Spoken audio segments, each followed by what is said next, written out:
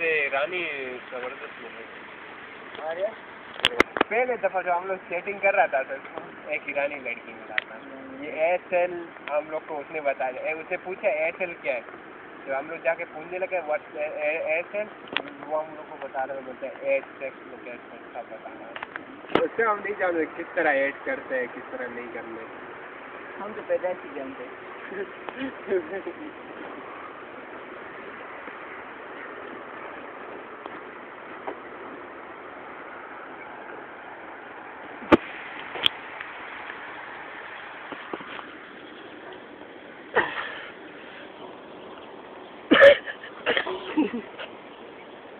मेरा tyre please तेरा यार देख देखे भाई इंटरनेट में देते वीडियोस।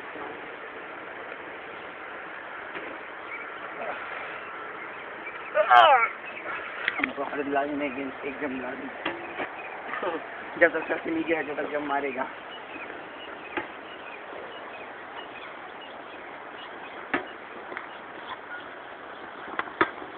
Oh, yes man.